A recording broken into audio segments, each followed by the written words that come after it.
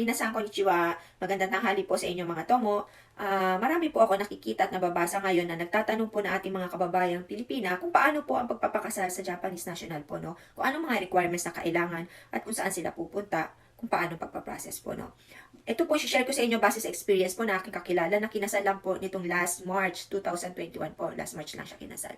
So, na-share niya sa akin yung mga ginawa nila bago sila ikasal. Unang-una po, tatawag po muna kayo sa Japanese Embassy at magpa-schedule po para sa pagkuha ng legal capacity. Pag uwi po ng Japanese, kailangan tumawag kayo sa embassy, sa Japanese Embassy, para sa schedule po ng pagkuha ng legal capacity. Bawal po kasi ngayon ang walk-in sa Japanese Embassy, kaya kailangan nyo magpa-schedule muna para sa pagkuha ng legal capacity. Ang dadalhin po ng inyong fiancé na Japanese is yung kanyang passport. Maganda na rin kayo ng copy, baka hingian po kayo ng copy ng kanyang Xerox copy ng kanyang passport and yung kosikitohong. Kaya pag uwi po niya ng Pilipinas, i-remind nyo na kailangan magdala siya ng kanyang kosikitohong. Tapos, isasubmit nyo po yon sa Japanese Embassy. And then, makukuha nyo po yung result noon, yung legal capacity po, makukuha nyo yon kinabukasan daw. Isang araw lang po, makukuha nyo na yon.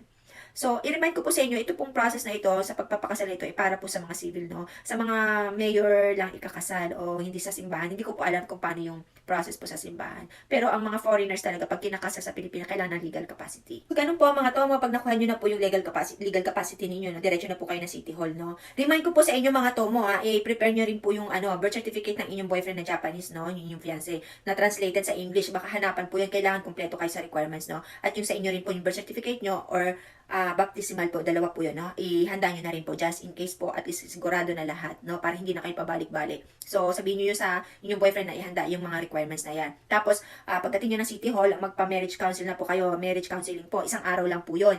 Tapos na. Tapos, na po kayo, maghingi na po kayo ng, marriage license po. Yun nga, isasabit nyo yung mga requirements na yun para mabigyan kayo ng marriage license. At mag-iintay po kayo ng ilang araw bago nila i-release yun. Depende po yun sa City Hall kung gaano sila kabilis mag-release ng marriage license. So, ganun po, mga tomo, once na na-receive nyo na po ang inyong marriage license, pwede na po kayo ikasal anytime, any day. Depende po yun sa mayor na magkakasal sa inyo kung available sila sa ganong araw po. Nasa pag-uusap nyo po yun, no? So, maraming salamat po sa inyong panunood po. Sana nakatulong po itong aking konting nalalaman at nagkaroon kayo ng konting idea po sa inyong pagpapakasal. Magkita-kita po tayo ulit sa susunod na video po at gusto ko pong i-share naman sa susunod sa inyo ang pagkuha ng asawa ninyo dito po sa Japan sa inyo naman. Pag spouse visa po, gusto ko po i-share yung konting nalalaman ko at tips ko po para pagpunta naman po dito ninyo sa Japan, ano? So, please don't forget to like and subscribe po. Minasan, arigatou gozaimasu. Thank you so much, everyone. Magkita-kita po tayo ulit. And please stay safe and God bless po. Thank you so much. Diyan, mata ne.